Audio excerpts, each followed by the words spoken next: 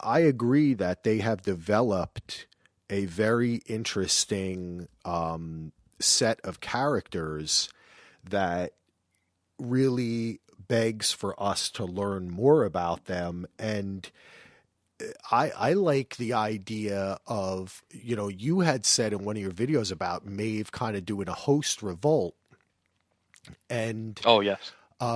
I think, I don't know, I liked you covered a lot of Maeve in your video and that about that one scene. I'd like to see you go deeper into her too, because I think it's so interesting, the idea of what is really being controlled here, because we learned something new about Maeve. And the new thing we learned is that she was really the first host to exhibit this crazy memory behavior. And that was pre revelries. Yeah. Or we don't know Well, that she actually, was the now, first, but, that we've seen, right? yeah, and we actually, I don't think that we can. I'm sorry. I don't think that we can confirm that it's pre-reveries, right? Because when they're looking at the tablet, and I just rewatched the episode is the only reason I know this, is that when they're looking at the tablet, the title of the audio is actually Reverie, I believe. Um, Is that when he got so the yeah, I'm like, idea, though? and it could also be when he got the idea of that. But essentially, what happens is she's out of control. He plays this audio file called Reverie, or moves it to, I don't know, her hard drive or whatever, and it plays, and she interprets it. But I don't know, like, what's the whole thing with the music? I mean, well, every single theory can be broke down into a pyramid below it of theories, but this one breaks into the piano. Like, is that piano meant to symbolize, the control, Hmm. right? She Because closes it, he plays this remember? audio file. Yeah, remember? Yeah, and then she closes it, and that's like the she has control now, you know, because she's no longer witness to that audio file. I Yeah, think man. that's one of the things the show does so well is the symbolism and the imagery. Um, I mean, goodness gracious, like it goes so far.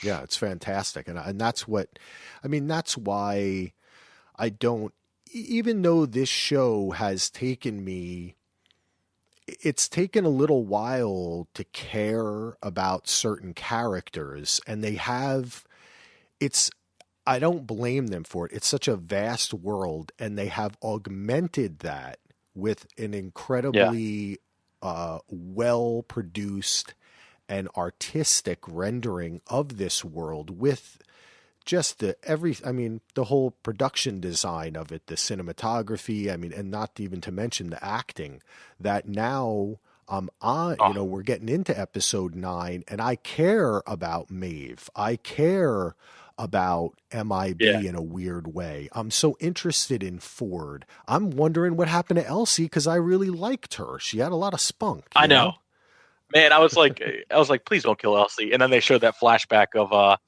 of her getting choked, and I was just like, oh no, Do you think not like she's this, dead? please no. I mean, I don't know. I think there were some inconsistencies that I have to look into that were told to me about like the scene, like the flashback and the way that it happened, not exactly being right. So I think there's some wiggle room that she might still be alive, but at face value, I I think she's gone. Um, but fingers crossed that she's not. Yeah, I dig her. I dig her. Well, yeah, this is cool, man. And I think that for me, I like that interesting idea about how kind of like Dolores breaking free and all that. But I almost think that that's where I'm getting my signals crossed, because it's like I almost feel like Dolores and MIB, maybe MIB in the barn did something that set her on this journey. Maybe Ford did something. Maybe it was the reveries. Maybe it was the picture. Maybe Yeah, is MIB being, he seems to be being manipulated by Ford. We know they met on the road, and Ford knows what he's up to. Um, so that's why I think Maeve is the wild card. But then when I see that scene in the last episode, I think, wait a second, is really Maeve the whole plan? Like this whole stuff with Yeah. the MIB and Dolores and all that, this is like some other journey, maybe even of distraction, of sentimentality, when really Maeve is either an accident or really purposefully he wants them to break out. Maybe that's his final plan, is like, if you want to try to take this thing from me, just fuck you all. I'm going to let them break out and let's see how you like that. Yeah. Yeah, you guys want to mess around with this technology? This is the danger. You have to deal with this now. Um, Going back to what I think will happen in under the microscope of Maeve, right? I would love for her to get decommissioned, right, and sent down to cold storage with Clementine and Peter. But what she has that I don't think that they know she has is the ability to do the 3-2-1 wake up trick. And if you recall, it was actually Elsie that taught her, or that instructed her to do that. Yeah, good catch. Yeah, like they were in the room one time, and she goes, "Okay, wake up in 3-2-1, boom." And ever since that moment, she's been able to wake herself up from being asleep on the table. So yeah, I would love for her to get sent down there. She does the trick. She manages to come up with the violent delight saying again. We haven't seen that in a few episodes, which I think might be, I don't know. I think it might be inconsistencies in the writing with the whole season 6 lapse. But who knows? But if she does say that in the cold storage, then we have the perfect amalgamation of amazingness coming, I guess. Well, that's an interesting idea, because maybe when Dolores brought Felix and Sylvester to that room to have them remove the C4 from her C6, Yeah. part of it was to move her storage so when they stick the thing up her nose, it doesn't brick her. Because that would she still be able to use the 3-2-1 trick? It seems like they're, they are like poking holes through a hard drive when they do that. Like that's like, and kind of what Charlotte said is you can kind of get them basically up and running, but they're kind of like they're permanently damaged. Yeah. I believe that it's like an interaction. Someone says to her, we need to have them more control. And she goes, yeah, that's what a lobotomy will do to them. Or Teresa says that, I mean. Oh, interesting. Okay. Yeah. And what really throws me off with this is that they have the lobotomy, they go to cold storage, and we see them with the ability to process being able to stand and not do anything. So they have to have some kind of structure. Maybe, I don't know, maybe that's not true. Their skeletal system could be confined just to stand up straight. But Bernard whispers into Peter Abernathy's ear, and we see an emotion on his face. I mean, he has the ability to understand what Bernard just said to him. I think that he tears up is the way that I interpreted that. But I don't know. I mean, we see old Bill, and of course, different generations of AI, I believe. But we see old Bill still being able to do everything in cold storage. Yeah, that's true. That's true. Have like basic functions. Maybe they just can't, they'd be more like what we would think a robot would be. Yeah. But yeah, maybe the front, I don't know, the front of the brain is where they have advanced function, and I'm not sure. That's interesting. All right, cool. Hey, is there anything else that you wanted to talk about, or any theories you wanted to throw out, or tell us about the next video you're doing? Whatever we can. I think we've covered a lot of great stuff. It's been great talking to you. But I mean, if there's anything else you wanted to talk about, I'm willing. No, honestly, man, I think I covered everything I wanted to. The family mentions is something that I want the community to really look at.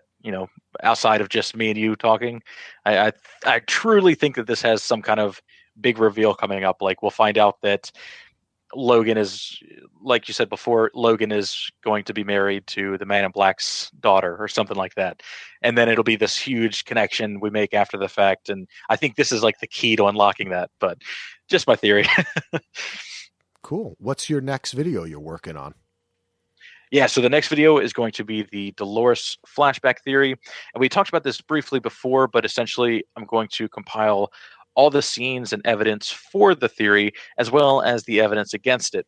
One of the big things against it is the fact when her and William are at Lawrence's family's town, they send Behavior to go collect her, right? Do you remember that scene? Yeah. Yeah, okay. And she has like that moment with the person, and then William comes and interacts with the person from the park. Well, if she was just recalling these events, then that person wouldn't be able to see William. So that's one of the big things. And of course, there's branches off of that could be for and against, but I think that's one of the big arguments against the theory that should be noted. Well, but remember I was talking about that, which is that is that the point? I think this is what we talked about on Twitter, right? Where they say they didn't know whether somebody was with her. Oh, because of the Ford project? Yeah. Remember? They said he's moving so much stuff around, we don't know. So she's there. She is there. But William isn't there. Yeah. So, but then what happens? The dispatch comes, picks her up, and then she makes him see. I see what you're trying to say, because you're right. William does appear with the guy trying to grab her. And William is ultimately the reason she doesn't get taken. So I'm like, well, and this could also be argued as the editing clause. Yes. Because if it's edited to make it look like that, then of course, yeah. Okay, that's a really, I didn't get that part. You're right. Because it could explain away that Stubbs sees her, but not William. But it is hard to explain that then did miraculously in that same exact point 30 years ago, someone different, not Stubbs, sent someone to go grab her at that point. Is that what you're trying William to say? intervened. And William intervenes. Or you're right, it's just a trick of editing, and that guy wasn't trying to grab her. He was just another guest, or he was a host playing part of a role that we might see repeated later, right? Where he would any one of those. Yeah, that's a good okay, I'm glad you brought that up, because that is very interesting, and I'm going to have to go watch that again because I hadn't considered that side of it. Awesome. All right, that's very cool. All right, well, just like the show, we're left with a question. Of course. Awesome. Okay, cool. So, tell us again how we can find you on the interwebs. Yeah, so check me out, HaxDogma, HaxDogma, either YouTube or Twitter. Pretty much tweeting daily, as they say, and I try to produce a video once a week. As Westworld and editing gets better and better, I'll be able to produce more videos, but right now that's the target that I'm working on. So yeah, please, I hope you like the videos, and much love, guys. Thank you. Yeah, thank you so much for coming on, Chris. This has been awesome, man. We definitely welcome you back again. And, we do another podcast, The Small Council, about Game of Thrones. So who knows? If you're deep into that, man, that'd be cool. This is a great community. It's great getting to know people. And we'll be back next week. I think Heath may be making his return. We'll have to see. But in the meantime, after the show airs, you know that you can hit us up with an email, westworlddvr@gmail.com, westworlddvr on Twitter, and Westworld Theorycast on the Facebook, as we are part of the DVR Podcast Network. I was just talking to Aaron. Some of you listening may know him from the Lost Mythos days, A Hustler. And we're going to be doing The Leftovers, too. I know that HBO is already kind of putting out some material. Have you seen The Leftovers, Chris? Actually, I have not. I was thinking about my next endeavor after Westworld season 1 has finished as well. So please, what is Leftovers? Oh, it's man, I can't even describe it, but it's basically a show that takes place after like 2% of the population has quote unquote been like raptured, but no one knows why. They just all disappear. And some people think it's religious. Other people think it's scientific, but it's really an exploration of loss and self and identity. And it's really deep. It's from Damon Lindelof, the guy who did Lost.